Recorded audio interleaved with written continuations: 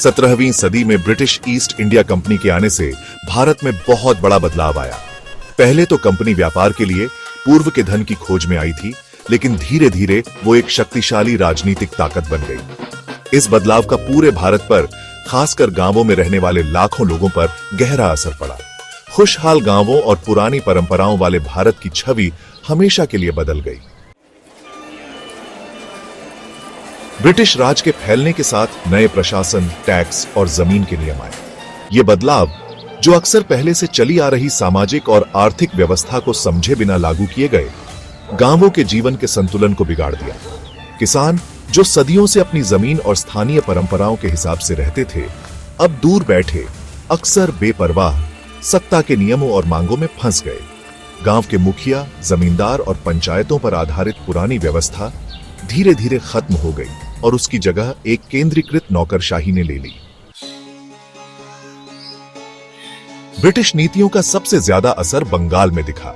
1793 में भारत के governor general Lord Cornwallis ने परमानेंट सेटलमेंट लागू किया। इस सिस्टम का मकसद जमींदारों की एक वफादार वर्ग बनाना था, जो कंपनी को नियमित रूप से टैक्स देता रहे।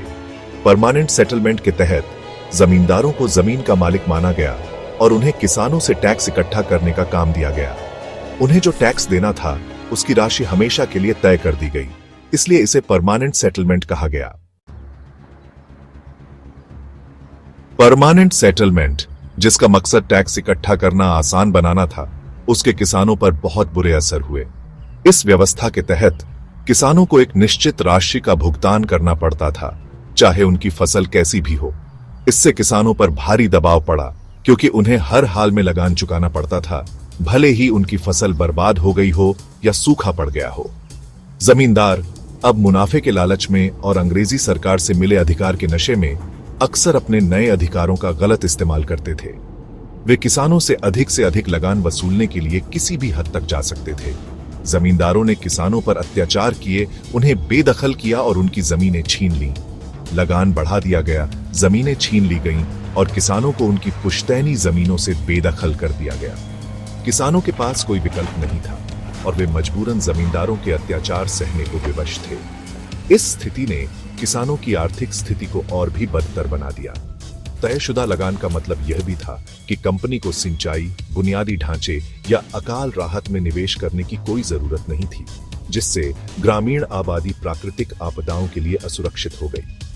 अंग्रेजी सरकार ने ग्रामीण क्षेत्रों के विकास में कोई रुचि नहीं दिखाई, जिससे किसानों की स्थिति और भी दयनीय हो गई। नतीजा कई विनाशकारी अकालों के रूप में सामने आया, जैसे 70-70 का बड़ा बंगाल अकाल, जिसने आबादी को तबाह कर दिया और ग्रामीण बंगाल की सामूहिक स्मृति पर एक गहरा घाव डाला। इस अकाल में लाखों लोग मारे गए और कई परिवार बर्बाद हो गए। यह अकाल ब्रिटिश शासन की नीतियों की क्रूरता और किसानों की दुर्दशा का प्रतीक बन गया। पुराने कागजातों की बातें, ब्रिटिश रिकॉर्ड और गांवों की कहानी। ब्रिटिश राज के पुराने कागजातों में हमें रिपोर्ट पत्र और सरकारी दस्तावेज मिलते हैं, जो हमें उस समय के गांवों के जीवन की एक झलक दिखाते हैं, भले ही वो एक तरफा ही क्यों न हो। ब्रिटिश अफसरों द्वारा सावधानी पूर्वक रखे गए ये रिकॉर्ड कंपनी के लगान इकट्ठा करने, जमीन के सर्वेक्षण और किसी भी तरह के विरोध को दबाने के जुनून को दिखाते हैं। हालांकि ये रिकॉर्ड हमें ब्रिटिश राज के काम करने के तरीकों की जानकारी देते हैं, लेकिन ये अक्सर गांव के लोगों की असली जिंदगी और उनकी आवाज को पकड़ने में नाकाम रहते हैं। खेती पर सीधे असर के अलावा ब्रिटिश औपनिवेशिक नीतियों ने भारतीय ग्रामीण अर्थव्यवस्था के हर पहलू को प्रभावित किया। ब्रिटिश नीतियों का पूरे ग्रामीण अर्थव्यवस्था पर भी गहरा असर पड़ा। इन नीतियों ने न केवल कृषि उत्पादन को प्रभावित किया, बल्कि ग्रामीण समाज की संरचना को भी बदल दिया। ब्रिटेन से सस्ते, मशीन से बने कपड़ों के आने से भारतीय बाजारों में प्रतिस्पर्धा बढ़ गई। भारत का कभी फलता फूलता हथकरघा उद्योग बर्बाद हो गया, जिससे लाखों बुनकर और कारीगर गरीबी में डूब गए। नील, अफीम और कपास जैसी नकदी फसलों पर ब्रिटिश सरकार के जोर ने पारंपरिक खेती से लोगों का ध्यान हटा दिया, जिससे ग्रामीण समुदाय बाजार के उतार चढ़ाव और कीमतों के झटकों के प्रति अधिक संवेदनशील हो गए। नकदी फसलों की खेती ने किसानों को पारंपरिक खाद्य फसलों से दूर कर दिया। जिससे खाद्य सुरक्षा पर भी असर पड़ा। पारंपरिक खेती से लोगों का ध्यान हटा दिया, जिससे ग्रामीण समुदाय बाजार के उतार चढ़ाव और कीमतों के झटकों के प्रति अधिक संवेदनशील हो गए। जिससे ग्रामीण समुदाय बाजार के उतार चढ़ाव और कीमतों के झटकों के प्रति अधिक संवेदनशील हो गए। पारंपरिक आर्थिक ढांचे में इस व्यवधान के लंबे समय तक चलने वाले परिणाम हुए, जिससे ग्रामीण इलाकों में गरीबी बढ़ी और भूमिहीन ग्रामीण मजदूरों की संख्या में वृद्धि हुई। पारंपरिक आर्थिक ढांचे में इस व्यवधान के लंबे समय तक चलने वाले परिणाम हुए, जिससे ग्रामीण इलाकों में गरीबी बढ़ी और भूमिहीन ग्रामीण मजदूरों की संख्या में वृद्धि हुई।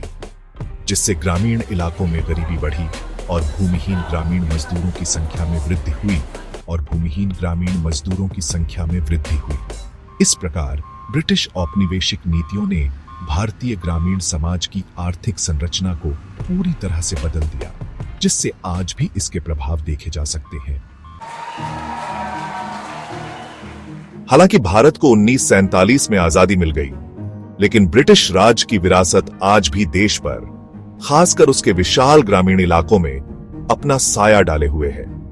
राज के दौरान स्थापित भूमि व्यवस्था, प्रशासनिक ढांचा और आर्थिक व्यवस्था आज भी लाखों भारतीयों के जीवन को प्रभावित करती है। आज ग्रामीण भारत को परेशान करने वाली गरीबी, असमानता और भूमिहीनता की समस्याएं कई मायनों में सदियों पहले लागू की गई नीतियों के स्थायी परिणाम हैं।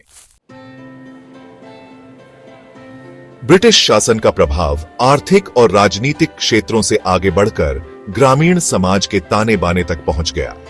पश्चिमी शिक्षा की शुरुआत, जिसका उद्देश्य ऐसे भारतीयों का एक वर्ग बनाना था जो औपनिवेशिक प्रशासन की सेवा कर सकें, ने नए सामाजिक और बौद्धिक आंदोलनों को भी जन्म दिया। हिंदू और मुस्लिम पर्सनल लॉ को अक्सर एक औपनिवेशिक नजरिए से संहिताबद्ध करने पर ब्रिटिश जोर का ग्रामीण क्षेत्रों में सामाजिक रीति रिवाजों और प्रथाओं पर गहरा प्रभाव पड़ा। कुछ लोगों ने इन परिवर्तनों का स्वागत किया, तो कुछ ने इन्हें अपने पारंपरिक जीवन शैली के लिए खतरा माना। ग्रामीण भारत में ब्रिटिश उपनिवेशवाद की कहानी एक जटिल और अक्सर दुखद कहानी है। यह कहानी केवल अतीत की नहीं है, बल्कि वर्तमान में भी इसकी गूंज सुनाई देती है। ब्रिटिश शासन ने न केवल भारत की राजनीतिक और आर्थिक संरचना को बदल दिया, बल्कि इसके सामाजिक और सांस्कृतिक ताने बाने को भी गहराई से प्रभावित किया। यह शोषण और लचीलेपन, व्यवधान और अनुकूलन की कहानी है। ब्रिटिश अधिकारियों ने भारतीय किसानों और ग्रामीणों का शोषण किया, उनकी जमीनें छीन ली और उन्हें अपने ही देश में पराया बना दिया। लेकिन भारतीय ग्रामीणों ने भी अदम्य साहस और लचीलापन दिखाया। उन्होंने अपने अधिकारों के लिए संघर्ष किया और अपनी संस्कृति और परंपराओं को जीवित रखा। हालांकि ब्रिटिश राज औपचारिक रूप से 1947 में समाप्त हो गया होगा, लेकिन इसकी विरासत आज भी ग्रामीण भारत की वास्तविकताओं को आकार देती है। आज भी कई ग्रामीण क्षेत्रों में ब्रिटिश काल की संरचनाएं और व्यवस्थाएं देखी जा सकती हैं। इन संरचनाओं और व्यवस्थाओं ने ग्रामीण भारत के विकास को प्रभावित किया है और आज भी कई चुनौतियों का सामना करना पड़ रहा है। इस इतिहास को उसकी सभी बारीकियों और विरोधाभासों के साथ समझना आज ग्रामीण भारत के सामने आने वाली चुनौतियों और अवसरों को समझने के लिए महत्वपूर्ण है। ग्रामीण भारत के लोग आज भी उस इतिहास के प्रभाव को महसूस करते हैं और उससे उबरने के लिए संघर्ष कर रहे हैं। ये समझना कि कैसे उपनिवेशवाद ने उनके जीवन को प्रभावित किया है, उनके भविष्य को बेहतर बनाने के लिए आवश्यक है। अतीत के भूतों का सामना करके ही भारत अपने सभी नागरिकों, चहल पहल वाले शहरों से लेकर अपने विशाल भूभाग में बिखरे शांत गांवों तक के लिए एक अधिक न्याय संगत और समृद्ध भविष्य बनाने की उम्मीद कर सकता है। यह केवल इतिहास को याद करने का मामला नहीं है, बल्कि उससे सीखने और एक बेहतर भविष्य की दिशा में कदम बढ़ाने का मामला है। ग्रामीण भारत के लोग अपनी समृद्ध संस्कृति और परंपराओं के साथ इस परिवर्तन के केंद्र में हैं और वे एक नई दिशा में आगे बढ़ने के लिए तैयार हैं।